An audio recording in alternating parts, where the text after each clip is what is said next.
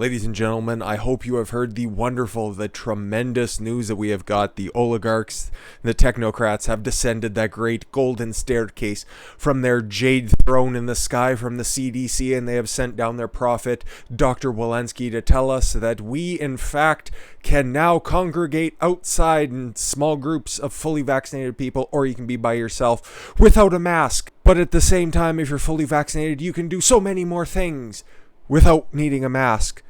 Unless, of course, you want to engage in large gatherings outdoors, then the CDC recommends that you still wear a face mask. So, I just got a couple of questions, a couple of things. We can't get too spicy, unlike the topic of the next half of this video is, because I don't quite have that kind of a cushy contract to fall back on, so we need to kind of play between the lines on this one, so bear with me. This will be about the closest I can get up to the line without hopefully having this video removed, but okay. If we just quickly zoom down to this new CDC guidelines, really, as you can see, you can run, walk, or bike outdoors with members of your household. If you are fully vaccinated or unvaccinated, according to the CDC, they can all go get fucked. But this is what a lot of people are adhering to. It's like, we can't operate our daily lives without knowing what the CDC recommends. Even though you talk to these people 18 months prior, they're out there racking up a triple-digit body count and they're doing fucking anal vodka shots. But all of a sudden, a mask is the most important thing, and they're super virtuous for posting their profile or changing their profile pictures to reflect as such. Or what else can you do if you're not fully vaccinated? If you're one of the plebs in the eventual Blade Runner style world where you have the lesser cretins of society on the ground, on the floor level with all the pollution, all of the uncleanly people. It's really starting to reflect a Hitlerian future. All of those people down there, you can engage in the same activities, such as attend a small outdoor gathering, that's super important, with fully vaccinated and unvaccinated, with fully vaccinated family and friends only. Heaven forbid you talk to anybody else who's unvaccinated. But then again, now things start to get a little bit more complicated, because you should strap on that mask if you are still unvaccinated, if you are going to be congregating with unvaccinated people from outside your family. Of course, because now, I don't know if this has somehow been flipped, because if you take a look at this guidance right here, this looks, especially to me, I don't know if this is different for you guys, but this looks like, okay, if you wear the mask, you'll be fine until you can get your vaccine, right? But that's not the purpose of masks. Masks are there to stop the transmission to somebody else. Putting one on doesn't do anything for you, okay? We've already been through this. We've known this science for like a year at this point, but that's not what the scientists are telling you. Then again, you can also dine at an outdoor restaurant with friends from multiple households if you've been fully vaccinated, of course. And if you're unvaccinated, you'll be less safe. And then the scariest thing of all, of course, attend a crowded outdoor event like a live performance, parade, or sports event. So if you're outside, you still need to wear a mask even if you are fully vaccinated, and you are virtually guaranteed to get hit with the CCP virus. If you are unvaccinated, you are uncleanly. You are one of the street people out there. But there's not a whole lot of guidance as it comes to indoor stuff. So is that just kind of a subtle message out there that y'all should just be getting used to that piece of fabric on your face? You know, the one that you keep in the sun visor. The one that you have dangling from your rear view mirror. The one that you have stuffed in your jacket that you've had for the entire year. You probably washed it once or twice. If you spilt some liquid on it, if you forgot you were wearing it a couple of times, because God knows they're just so comfortable. And especially if you have glasses, they definitely don't get fogged up whenever you have to go inside and do anything. Heaven forbid you'd forget that and you need to wash it once or twice instead of every time in order to adhere with the studies out there that say that, masks are 100% effective and they're super great and all the science says so. Or reusing disposable masks. I don't know. But they're telling you about things that you can do outside. Great. Because we're heading to that part of the year where, if we just look at the trends, I got the official CDC numbers pulled up right here. As you can see, I got the death numbers because these are the only ones that are of real consequence. I could give a fuck how many people are actually catching this stuff. It's who's actually dying, okay? What are the total death numbers? And we can break it down, but I'll also leave a link to this, and you can just go through by state, and you're going to find a few specific states, the ones that might have relaxed their mandates, probably outperforming places that have just continued to lock down tighter than a nun's box. As you can see here, in May of 2020, okay, starting at March 1st, it peaked. These are deaths by age per 100,000 people in the population. The most accurate way of going state to state, place to place, age by age, sex by sex, race by race. I don't really care about that stuff because it's inconsequential, unless of course you're trying to craft a narrative. But the only one I care about is who's actually dying, okay? Who's at risk of getting this stuff. We've known this for a long time. Like, we knew as bad as it got at the beginning, a year and 2 weeks ago at this point? Yeah. Where it starts to get, I guess, frightening is probably pensioner age, 65. 5 people are dropping dead between 55 and 64 at the height of it, at the absolute height of it, per 100,000 people. I'd take those odds any day, any day. 71, yeah, a little bit scarier, but still, you're still highly likely, okay? There's still 99,929 other people out there that are going to be doing all right in comparison. So stop with this fear mongering. Let's see what else our guidance has to say. People who have been fully vaccinated against the virus that caused COVID-19 are no longer being advised to wear masks outdoors. Sort of. People who have gotten 2 Moderna or Pfizer shots or the single shot Johnson & Johnson vaccine or the AstraZeneca one, is that one or 2? I don't care. One of those ones that you have to install gutters on your hat for, I forget. Can conduct a range of activities outside without wearing a mask, the CDC said on Tuesday. Thank God, because I know I'll sleep better tonight. Those include dining at outdoor restaurants with friends and attending an outdoor gathering with a mix of vaccinated and unvaccinated plebs. People. They're still people after all, at least for right now. People who are not vaccinated against the China virus are being told to continue wearing masks in those situations. Of course, never not wear your mask. But the people, it's going to get to a point, right? At least I'm thinking, okay? The people who these guidelines are telling you to keep wearing the mask all the time are eventually just not going to be wearing the mask, because the more people that get the jab are the ones who want to get out there. Unless, of course, they start knocking down your doors and start forcibly putting it in your arm. And that's what we're going to be talking about in the third video when we cover all the fucking insanity up here in Canada. But it's not coming anywhere yet. Just to be aware of that. Just keep it in the back of your mind a little bit, I suppose. Both fully vaccinated and unvaccinated Americans should keep wearing masks, of course, always be afraid, while attending a crowded outdoor event like a live performance, parade, or sports game. Because, what was that? I seem to remember something about UV light killing the virus, and that was a big joke because Trump said that maybe we can do something with UV light, and everybody's like, oh, stupid orange man, even though that ended up being the case. Whatever. We're forgetting about that because it's all about control. It stopped being anything about the virus a long time ago. The CDC cannot provide the specific risk level for every activity and every community. Oh, please, but I'm sure you're working on reasons why everything should be scary for the rest of time. Put out a top 10 list. I see that those are fairly popular. So it is important to consider your own personal situation and the risk to you. Then tell us how you're supposed to live your life. Fuck off, Rochelle. Previous guidance from the health agency recommended people wear masks if they are within 6 feet of others outside, regardless of their vaccination status. But now they're starting to just give you your freedom back in just little increments, okay? They're going to try to drag this out for as long as possible because the thrill of telling people how to live their life is just a little too goddamn sweet for them to just give up whole hog again. They might let you think that you have some kind of power if you stop listening to their fucking retarded rules, okay? It's just going to be these little incremental things. It's going to be incentives to get you to get the jab.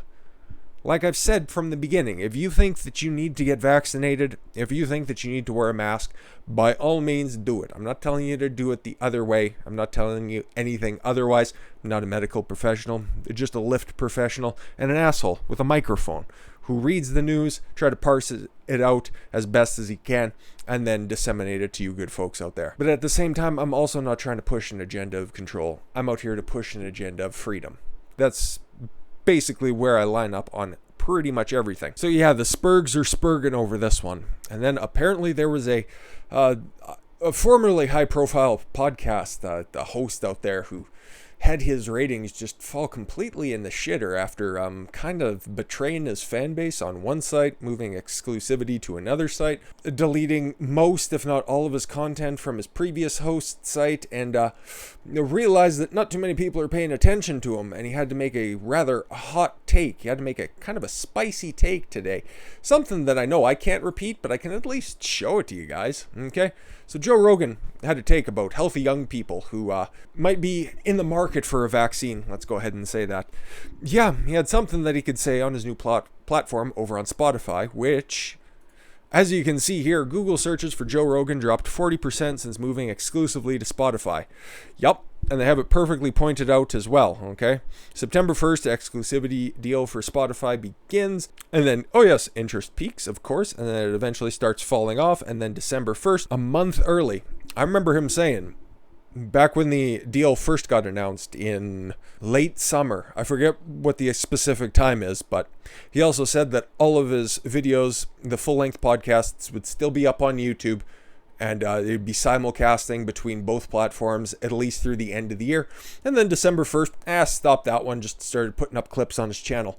I have not watched any of the podcasts since it's gone exclusively to Spotify because I don't have a Spotify account and Sony can go fuck themselves. So I won't be signing up anytime soon. Mostly because, okay, still on his old channel, he's posting up clips of the different people that he's had on the podcast, and they aren't inspiring. It's just normie takes from normie people. He doesn't have anybody who invokes any sort of thought outside of, I think I've seen Elon Musk on there once, but at the same time, there's 2 other podcasts that on there, and I got my fill. I don't really need to hear somebody be asked for a 30,000th time if they've ever taken DMT and if the psychedelics could expand their mind. That's cool. I would rather hear interesting conversations. I'd rather see Alex Jones, who I'd also argue probably adds more to Rogan's platform, because when the channel was very, very young, this channel right here, when the contract was announced, I made the comparisons to Howard Stern when he signed with Sirius Satellite Radio before the merger. At the time, that's what it was called. In 2006 or 2004 signed the contract, 2006 went exclusive. I figured that following the trajectory of Howard Stern, who was good, and it's like, came over, oh yeah, nothing's going to change, the FCC is not going to be on my ass, I'm going to be able to speak however I want, hoo-hoo, Robin, and I'll just be able to continue on the way that I wanted to before the FCC started stepping on my throat. They started fining me, they started giving me fake suspensions, oops, and I could just continue on with the platform that I wanted to, 5 days a week, oh, I'm sorry, that's 4 days a week, and how many days off is this motherfucker going to be getting every year? Days off, please. Months off per year. And now he's at a point after he re-signed for another boatload of cash. Now it's 3 days a week live and like 5 months out of the year. And what are we getting for Rogan at this point? Normie guests, celebrity guests like fucking a Demi Lovato, a muzzled Dave Chappelle, people that would have been interesting a long time ago, and just some of his old friends. Nobody's having interesting conversations. Nothing that he's saying prior to this comment that I don't think that I can repeat, but you guys can see as well. Nobody's really said fucking word one about him, okay? The only other time that he popped up was after the purge on YouTube, or I'm sorry, after all of the old content got uploaded to Spotify. They started noticing a bunch of people were not on the list, right? That, the Spotify's coming after Joe Rogan, and they're censoring him. And it's like, okay, and then he immediately came out and he told Alex Jones, and I remember covering this, I forget what video it was in, but that's not important. He said that, it's just an encoding issue, they'll eventually be up there, don't worry about it. And then a couple of names off of the 2 or 3 dozen that were off there, they started to get peeled off, so everybody had good faith. It's like, oh, okay, maybe that was just the case. You still have all the old masters, and you'll be able to just pull them up, and it doesn't really matter. Even if they aren't uploaded to Spotify, you were still going to keep the archive on YouTube, so whatever. They're still going to be out there in some form or fashion. And then the YouTube archive got took down, okay? all of the old podcasts are off, except for a handful of ones. I have some of the old Peterson ones. 2 out of the 4 are still up. The first 2, which are probably the best 2, and one that has a very, very insightful piece of commentary that Joe Rogan said, which immediately perked my ear to this, and why I don't really take his commentary that seriously. I think he's a admirable interviewer, not top tier, not Larry King status, but at the same time, not a bad interviewer, good conversationalist. But he does have his biases, okay? Especially very apparent the last time that Alex Jones was on the podcast, running fact checks against him, constantly using CNN, Washington Post as the preferred sites of fact checking, and still clinging on to the idea that the New York Times is a great newspaper. And then at the cusp of the Trump presidency, like months into it, whenever he first hosted Jordan Peterson on there saying that Trump was a bad president, just a couple months in there, saying that he was terrible for a whole host of reasons, and then didn't explain what the reasons were. And then, of course, because it's Jordan Peterson in an interview, he ends up just kind of pivoting away from that and starts talking about esoteric ideas that will eventually wrap around to address the topic at hand. So this is one of those things, based on the information that we've seen here, I just think that it's a headline grab, okay? I was willing to give him the benefit of the doubt when those episodes of the podcast weren't going up on Spotify, okay? And then he dropped this, and I've been waiting to work it in for a long time, because this is a betrayal of sorts to his old fan base that didn't follow him over, that tried to give him the benefit of the doubt. So Mark Dice called him out over his censorship. Who's Mark Dice? It really doesn't matter to this one, because it's only the context of what Joe Rogan actually had to say. Conservative commentator Mark Dice called out Joe Rogan in a video accusing him of lying about whether Spotify has censored the popular Joe Rogan Experience podcast after the host signed an exclusive deal with the streaming service that has been reported to be worth more than $100 million. Dice said Rogan has often spoken out against cancel culture and silencing voices on social media, admitted that he lied about the control Spotify has over his shows. Now remember, okay, one of the reasons I'm leaving YouTube is because, oh man, there's too much censorship and I just want to be able to speak freely. And Spotify's told me under no certain circumstances that I'm going to be able to say whatever I want. But what I've said in the past, yeah, that's up for debate, I guess.